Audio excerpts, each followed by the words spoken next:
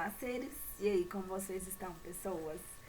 Bora dar continuidade à leitura de Dom Casmurro. A gente tinha parado na página... Ai, o dia tá aparecendo aqui, vou deixar ele aparecer. A gente parou na página 70, onde a gente ia começar o capítulo 50, que ele tava super indignado, que ele não queria ir para seminário. Eu também já tava super indignada com essa história aqui, porque eu também não queria que ele fosse para seminário. Eu acho que ele não tinha que cumprir uma promessa da mãe. Mas, tá, né? Naquela época era outras épocas. Vamos lá. Ficando só, refleti algum tempo e tive uma fantasia. Já conheceis as minhas fantasias. Contei-vos a de vista imperial. Disse-vos a desta casa de engenho novo, reproduzida de mata-cavalos.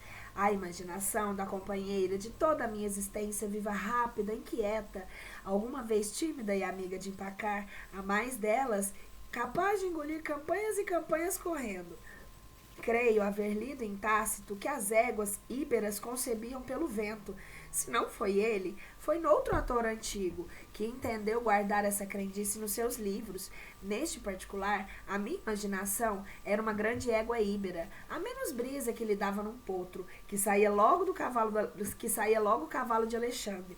Mas deixemos de metáforas atrevidas e impróprias dos meus 15 anos. Digamos o caso simplesmente. A fantasia daquela hora foi confessar à minha mãe os meus amores, para lhe dizer que não tinha vocação eclesiástica.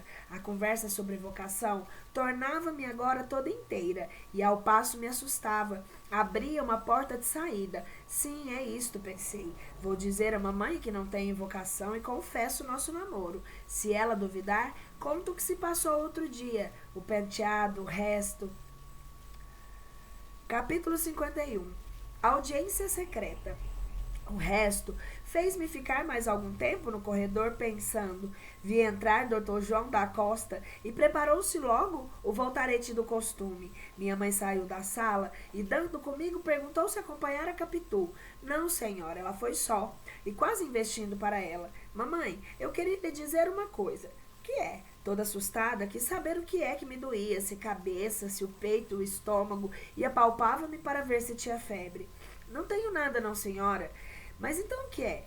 É uma coisa, mamãe, mas escute. Olhe, é melhor depois do chá. Logo, não é nada mal, mamãe, assusta-se por tudo. Não é coisa de cuidado, não é moléstia? Não, senhora. Isso é volta de constipação. Disfarças para não tomar suadouro, mas tu estás constipado, conhece-se pela voz. Eu também. Tentei ir para mostrar o que não tinha nada, nem por isso permitiu adiar a confidência. Pegou em mim, levou-me ao quarto dela, acendeu o velho e ordenou-me que lhe dissesse tudo. E então, perguntei-lhe para principiar quando é que iria para o seminário. Agora só para o ano, depois das férias. Vou para ficar? Como ficar? Não volto para casa? Voltas aos sábados e pelas férias. E é melhor. Quando te ordenares padre, vem morar comigo. Enxuguei os olhos e o nariz. Ela afogou-me, depois quis repreender-me, mas eu creio que a voz lhe tremia, e pareceu-me que tinha os olhos úmidos. Disse-lhe também que sentia a nossa separação e negou que fosse separação. Era só alguma ausência por causa dos estudos. Só os primeiros dias. Em pouco tempo, eu me acostumaria aos companheiros e aos mestres, e acabaria gostando de viver com eles. Eu só gosto da mamãe. Não houve cálculo nessa palavra, mas estimei dizê-la, por fazer crer que ela era a minha única afeição. Desviava as suspeitas de cima de Capitu. Quantas intenções viciosas há assim que embarcam a meio caminho, numa frase inocente e pura? Chega a fazer suspeitar que a mentira é muita vez involuntária com a transpiração. Como a transpiração. Por outro lado, leitor amigo, nota que eu queria desviar as suspeitas de cima de Capitu quando havia chamado minha mãe justamente para confirmá-las. Mas as contradições são deste mundo. A verdade é que a minha mãe era cândida como a primeira aurora, anterior ao primeiro pecado. Nem por simples intuição era capaz de deduzir uma coisa dessas de outra, isso é, não concluiria da minha repentina oposição que eu andasse em segredinhos de Capitu, como dissera José Dias. Calou-se durante alguns instantes e replicou-me. sem imposição nem autoridade, o que me veio animando a resistência. Daí o falar-lhe na vocação se discutira naquela tarde que eu confessei a não sentir em mim. Mas tu gostavas tanto de ser padre, disse ela, não te lembras que até pedias para ir ver o seminarista de Sr. José com as suas batinas? Em casa, quando o Sr. José Dias te chamava de reverendíssimo, tu rias com tanto gosto. Como é que agora? Não creio, não, Bentinho. E depois, vocação? Mas a vocação vem com o costume, continuou, repetindo as reflexões que ouvia o meu professor de latim. Como eu buscasse contestá-la, repreendeu-me sem aspereza, mas com alguma força, e eu tornei ao filho submisso que era. Depois ainda falou-me gravemente e longamente sobre a promessa que fizera. Não me disse as circunstâncias e nem a ocasião, nem os motivos dela, coisas que só vinha saber mais tarde. Afirmou o principal, isso é, que havia de cumprir em pagamento a Deus. Nosso Senhor me acudiu, salvando-me a tua existência. Não lhe hei de mentir nem falar, Bentinho. São coisas que não se fazem sem pecado, e Deus é grande e poderoso. Não deixaria assim, não. Bentinho, eu sei que seria castigada e bem castigada. Ser padre é bom e santo. Como você conhece muitos, como o padre Cabral, que vive tão feliz com a irmã. Um tio também foi padre e escapou de ser bispo, dizem. Deixa de mãe, Bentinho. Creio que os olhos que lhe deitei foram tão queixosos que ela emendou logo a palavra. Manha não podia ser manha. Sabia muito bem que eu era amigo dela e não seria capaz de fingir sentimento que não tivesse. Moleza é o que queria dizer, que me deixasse de moleza, que me fizesse homem e obedecesse ao que cumpria, e que em benefício dela e para minha alma, todas essas coisas e outras que foram ditas um pouco atropeladamente, e a voz não saía clara, mas vedada e esganada. Vi que a emoção dela era outra vez grande, mas não recuava dos seus propósitos, e aventurei-me a perguntar-lhe: e se mamãe pedisse a Deus e a dispensasse da promessa? Né? Ou se ela cumprisse, né, a promessa dela, né? Não postou ele. Talvez em sonho. Eu sonho às vezes com anjos e santos. Também eu, meu filho, mas é inútil. Vamos, é tarde. Vá para a sala. Está entendido. No primeiro ou no segundo ano que vem, no segundo mês do ano que vem, irás para o seminário. O que eu quero é que saibas que bem os livros que estás estudando. Que saibas bem os livros que está estudando. É bonito não só para ti, como para o padre Cabral. No seminário há interesse em conhecer-te, porque o padre Cabral fala de ti com entusiasmo. Caminhou para a porta, saímos ambos. Antes de sair, voltou-se para mim, e quase vi saltar-me ao colo e dizer-me que não seria padre. Este era já o seu desejo íntimo. À proporção que se aproximava o tempo, quisera um modo de pagar a dívida contraída, outra moeda que valesse tanto ou mais, e não achava nenhuma.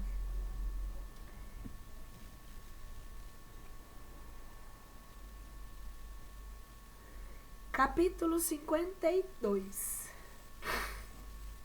Capítulo refletindo.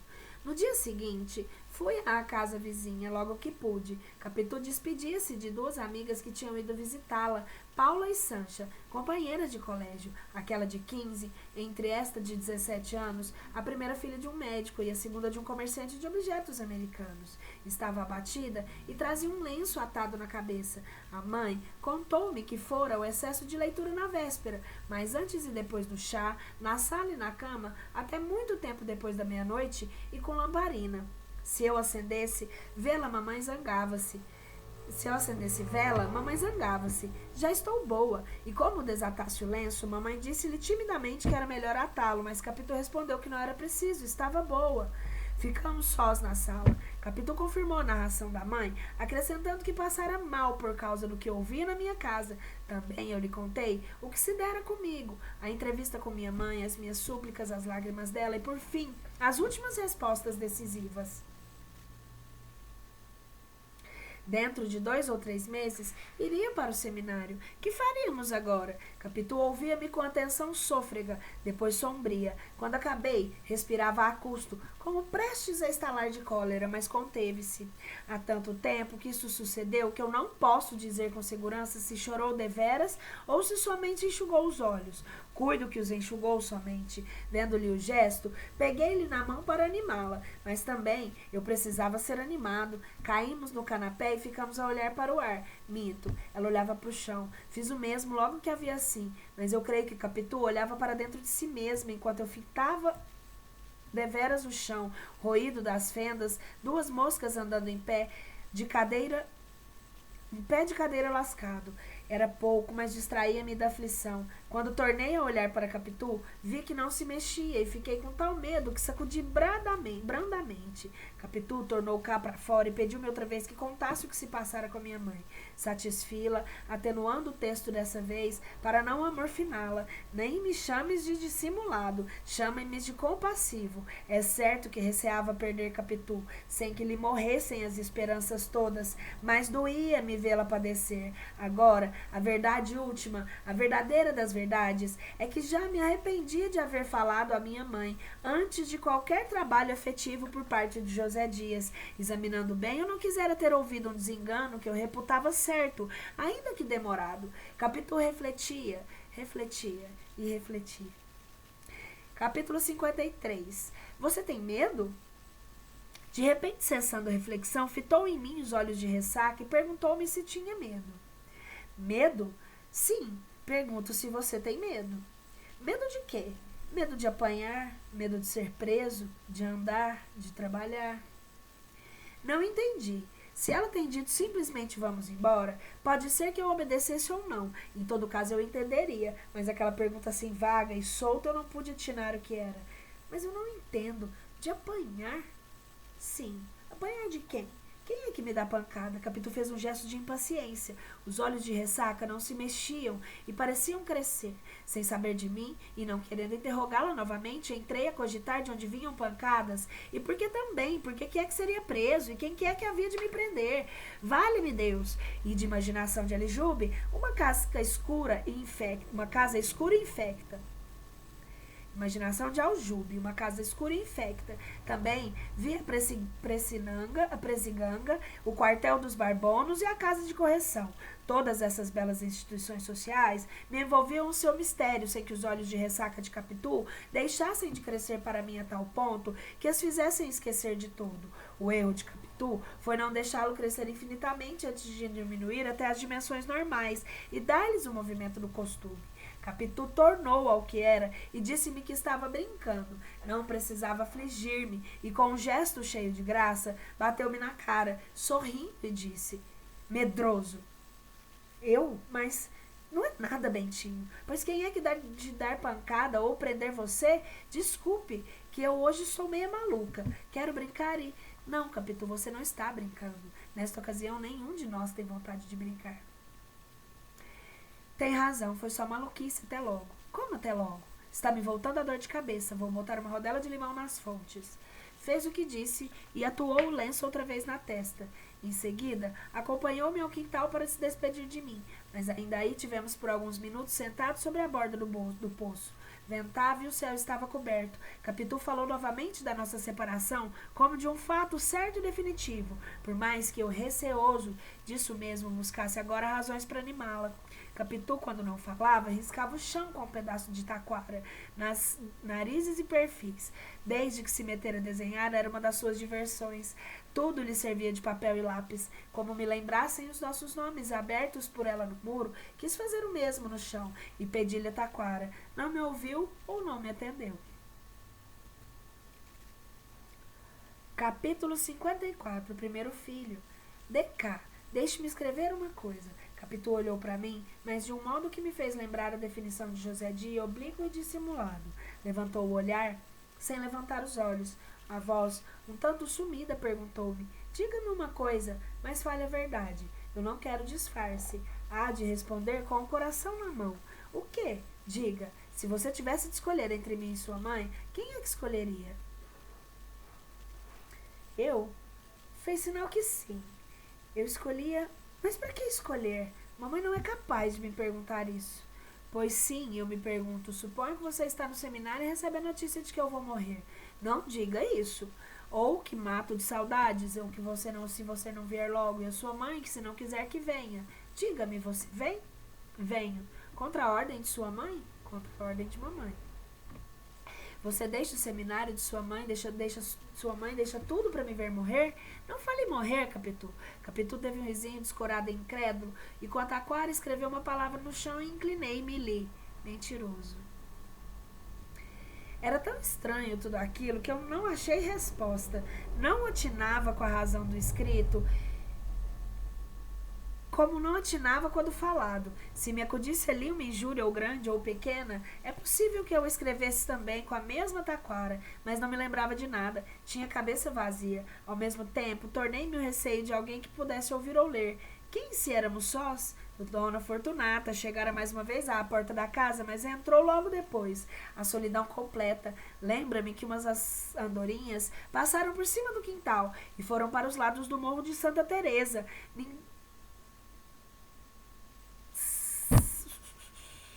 Ninguém mais. Ao longe, vozes vagas e confusas, na rua um tropel de bestas. Do lado da casa, o tilear dos passarinhos do Pádua. Nada mais ou somente esse fenômeno curioso, que o nome escrito por ela não só espiava do chão com gesto escaminho, mas até que pareceu que repercutia no ar.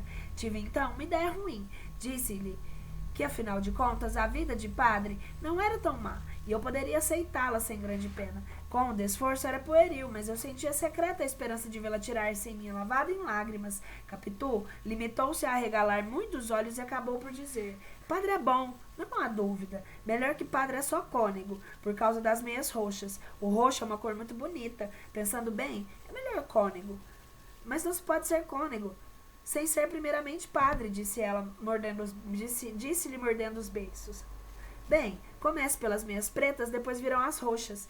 O que eu não quero é perder a sua missa nova. Avise-me a tempo para fazer um vestido.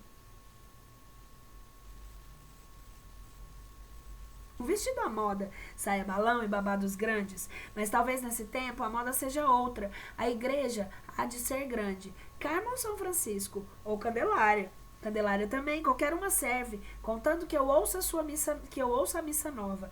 Hei de fazer um figurão. Muita gente há de perguntar: quem é aquela moça faceira que está ali com um vestido tão bonito?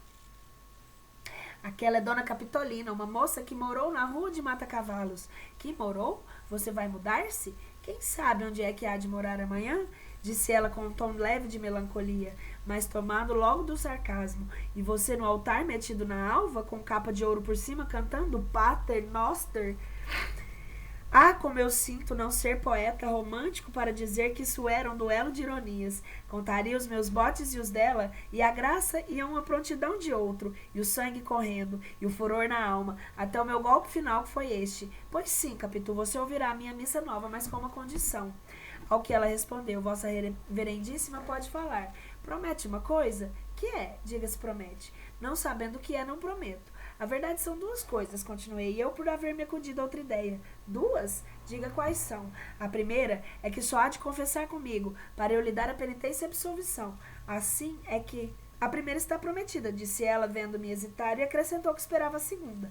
Palavra que me custou, e antes de eu chegasse a sair na boca, não ouvi, e não escreveria aqui uma coisa que vai achar incrédulos. A segunda? Sim, é. Prometes que seja eu, padre, que case você? Que me case, disse ela um tanto comovida.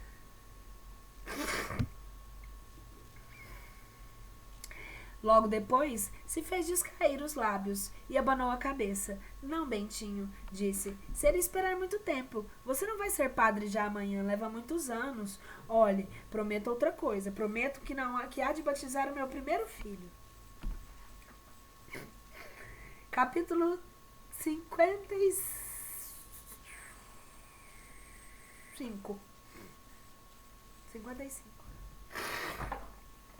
Abane a cabeça, leitor.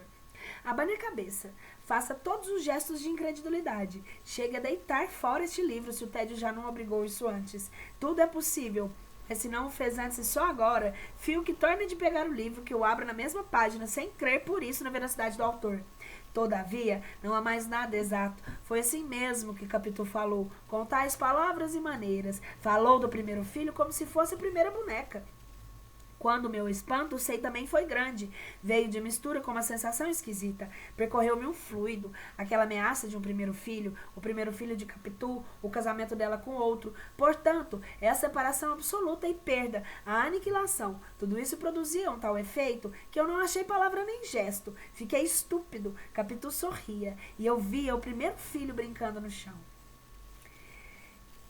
Capítulo 56. As pazes. As pazes fizeram-se como a guerra. depressa. Buscasse eu nesse livro a minha glória, e diria que as negociações partiram de mim, mas não, foi dela que as iniciou. Foi ela que as iniciou.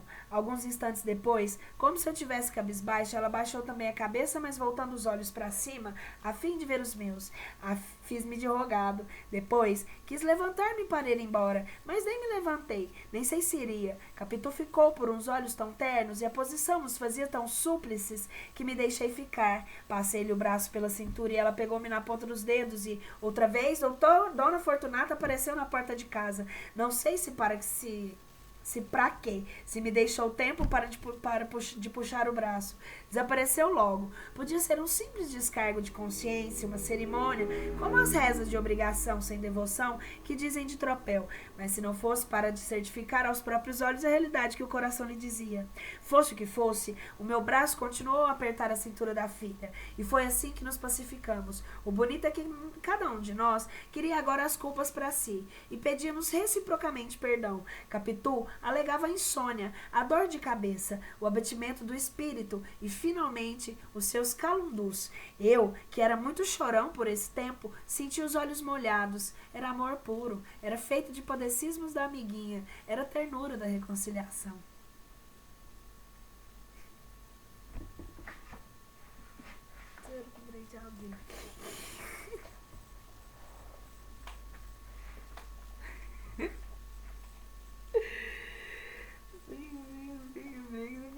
Desculpa.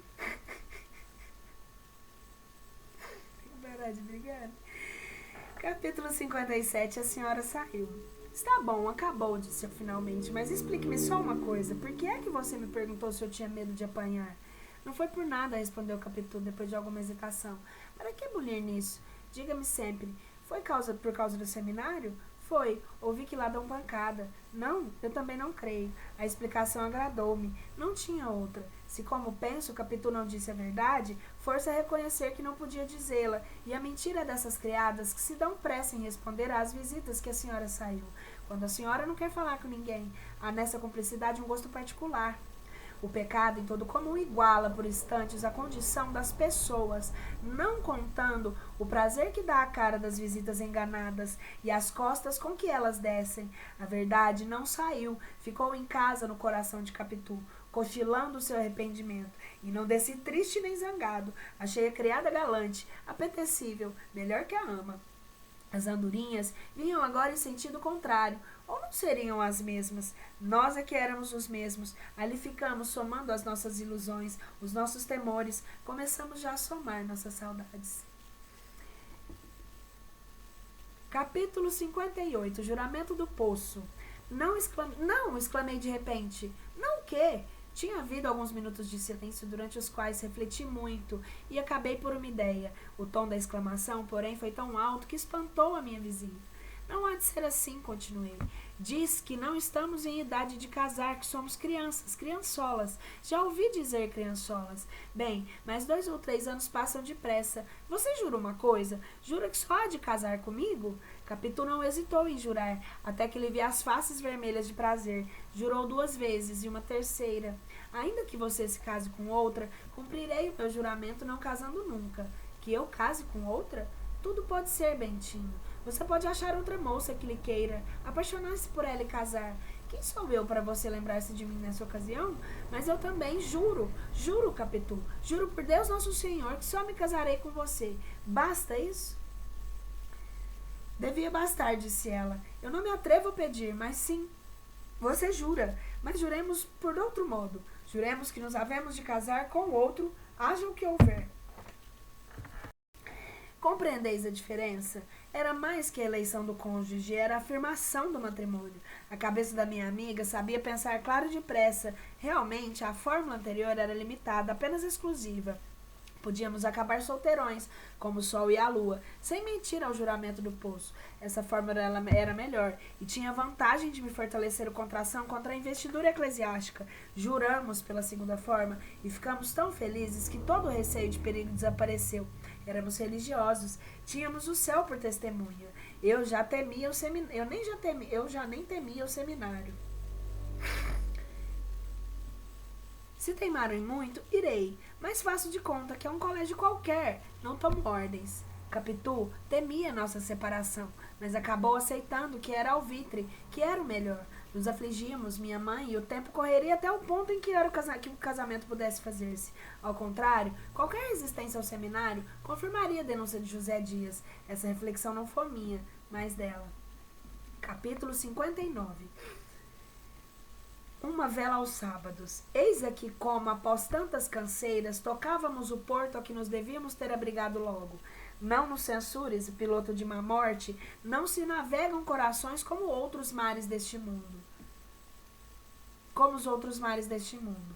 Estavam contentes, entrando a falar no futuro. Eu prometi a minha esposa uma vida sossegada e bela na roça ou fora da cidade.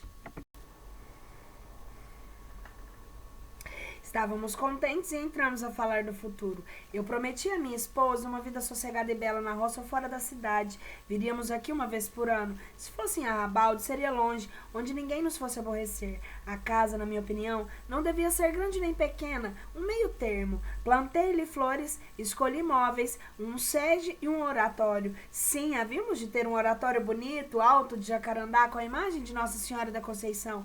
Demorei-me mais nisso do que no resto, em parte porque éramos religiosos, em parte para compensar a batina que eu ia deitar às urtigas, mas ainda estava uma parte que atribuo ao intuito secreto e inconsciente de captar a proteção do céu.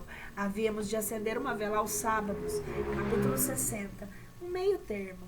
Meses depois, fui para o seminário de São José. Se eu pudesse contar as lágrimas que chorei na véspera e na manhã, somaria mais que todas as vertidas desde Adão e Eva. Há nisso alguma exageração, mas é bom ser enfático uma ou outra vez para compensar esse escrúpulo de exatidão que me aflige. Entretanto, se eu tiver só a lembrança da sensação, não fico longe da verdade. Aos 15 anos, tudo é infinito. Realmente, por mais preparado que estivesse, padeci muito. Minha mãe também padeceu, mas sofria com alma e coração. Demais, o padre Cabral achara o meio termo. Experimentar minha vocação. Se no fim de 2 anos eu não revelasse a vocação eclesiástica, seguiria outra carreira. As promessas devem ser cumpridas conforme Deus quer. Suponha que Nosso Senhor nega disposição ao seu filho, e que o costume do seminário não lhe dá o gosto que me concedeu a mim, que a vontade divina é outra. A senhora não podia pôr em seu filho antes de nascido uma vocação que o Nosso Senhor lhe recusou. Era uma concessão do padre. Dava à minha mãe um perdão antecipado, fazendo vir ao credor a revelação da dívida. Os olhos dela brilharam, mas a boca disse não. José Dias, tendo alcançado ir comigo para a Europa, agarrou-se mais ao próximo e apoiou ao alvitre do senhor protonotário. Só lhe parecia que 1 ano era o bastante. Eu estou certo, disse ele, piscando-me o olho, de que 1 ano a vocação eclesiástica do nosso Bentinho se manifesta clara e decisiva. Há de dar um padre de mão cheia. Também, se não vier em 1 ano... E a minha mãe mais tarde em particular. Vá por 1 ano. 1 ano passa depressa. Se não sentir gosto nenhum, é que Deus não quer, como diz o padre. E se nesse caso, meu amiguinho, mentor, o remédio é a Europa. Capitu deu-me igual conselho quando a minha mãe lhe anunciou a ida definitiva para o seminário. Minha filha, você vai perder o seu companheiro de criança. Fez-lhe tão bem este tratamento de filha, era a primeira vez que a minha mãe lhe o dava, que nem teve tempo de ficar triste. Beijou-lhe a mão e disse-lhe que já sabia disso por mim mesmo. Em particular, animou-me a suportar tudo com paciência. No fim de 1 ano, as coisas estariam mudadas. Em 1 ano, tudo andava depressa. Não foi ainda nossa despedida. Esta fez-se na véspera, por um modo que pede capítulo especial. O que unicamente digo aqui é que, ao passo do que nos prendíamos um ao outro, ela ia prendendo a minha mãe. Fez-se mais assídua e terna, vivia ao pé dela, com os olhos nela. Minha mãe era de natural simpática e igualmente sensível. Tanto se doía como se aprazia de qualquer coisa. Entrou a achar em Capitu uma porção das graças novas, de dotes finos e raros. Deu-lhe com um anel dos seus e algumas galanteiras. Não consentiu fotografar-se, como pequena que lhe pedia para lhe dar um retrato, mas tinha uma miniatura, feita aos 25 anos, e depois de algumas hesitações, resolveu dar-lhe. Aos olhos de Capitu, quando recebeu o mimo, não se descrevem. Não eram oblíquos e nem de ressaca. Eram diretos e claros, lúcidos. Beijou o retrato com paixão. Minha mãe fez-lhe a mesma coisa a ela. Tudo isso me lembra a nossa despedida. Capítulo 61. Entre luz e fusco. Entre luz e fusco, tudo há de ser breve como esse instante. Nem durou muito a nossa despedida, mas foi o que mais pôde em casa dela, na sala de visitas, antes de acender as velas. Aí é que nos despedimos de uma vez. Juramos novamente que havíamos de casar um com o outro. E não foi só o aperto de mão que selou o contrato, como no quintal. Foi a conjunção das nossas bocas amorosas. Talvez risque isso na impressão, se até lá não pensar de outra maneira. Se pensar, fica, e desde já fica, porque em verdade é a nossa defesa. O que o mandamento divino quer é que não juremos em vão pelo santo nome de Deus. E eu não ia mentir ao seminário, uma vez que levava um contrato feito com o próprio cartório do céu. Quanto ao selo de Deus, que lhe fez as mãos limpas, assim fez os lábios limpos, e a malícia está antes da tua cabeça perversa do que daquele casal de adolescentes. Oh, minha doce companheira da meninice, eu era puro, e puro fiquei. Puro entrei na aula de São José a buscar a aparência e a investidura sacerdotal, e antes dela a vocação, mas a vocação eras tu, a investidura eras tu. Capítulo 62, o velho Pádua. Já agora, como também os adeuses do velho Pádua, logo cedo veio à nossa casa. Minha mãe disse-lhe que fosse me falar ao quarto. Dá licença? Perguntou, metendo a cabeça na porta. Fui apertar-lhe a mão e ele abraçou-me com ternura. Seja feliz, disse-me. Toda a minha gente, creio que ficam muitas saudades. Todos nós estimamos muito o senhor como merece. Se lhe dissessem outra coisa, não acreditem. Não acredite, são intrigas. Também eu, quando me casei, fui vítima de intrigas e desfizeram-se. Deus é grande, descobre a verdade. Se algum dia perder a sua mãe e seu tio, coisa que eu, por essa luz que me alumia, não desejo, porque são boas pessoas e excelentes pessoas, eu sou grato às finezas recebidas. Não, eu não sou como os outros, certos parasitas, vindo de fora para a desunião das famílias aduladores baixos, não. Eu sou de outra espécie, não vivo papando os jantares e nem morando em casa alheia. Enfim, são os mais felizes. Por que falará assim? Pensei. Naturalmente que seu José Dias diz mal dele, mas como ia dizendo, se algum dia perder seus parentes, pode contar com a nossa companhia. Não é suficiente em importância, mas a afeição é imensa, creia. Padre que seja, nossa casa está às suas ordens. Quero só que não me esqueça, e não esqueça o velho Pádua. Suspirou e continuou. Não esqueça, seu velho Pádua. E se tem algum trapinho que me deixe em lembrança, um caderno latino, qualquer coisa, um botão de colete, uma coisa que já não presta para nada, o valor é a lembrança. Tive um sobressalto, havia embrulhado em um papel o cacho dos meus cabelos tão grandes e tão bonitos cortados na véspera. A intenção era levá-los a Capitu ao sair, mas tive a ideia de dá-lo ao pai. A filha saberia tomá-lo e guardá-lo. Peguei do embrulho e dei-lhe. Aqui está, guarde. Um cachinho dos seus cabelos? Exclamou o Pádua, abrindo e fechando o embrulho. Oh, obrigado. Por mim e pela minha gente. Vou dá-lo à velha para guardá-lo ou à pequena, que é mais cuidadosa que a mãe? Que lindos que são. Como é que se corta uma beleza destas? Dê cá um abraço. Outro, mais outro. Adeus. Tinha os olhos úmidos deveras e levava a cara dos desenganados, como quem empregou em um só bilhete todas as suas economias de esperanças e vê sair branco o maldito número. Um número tão bonito.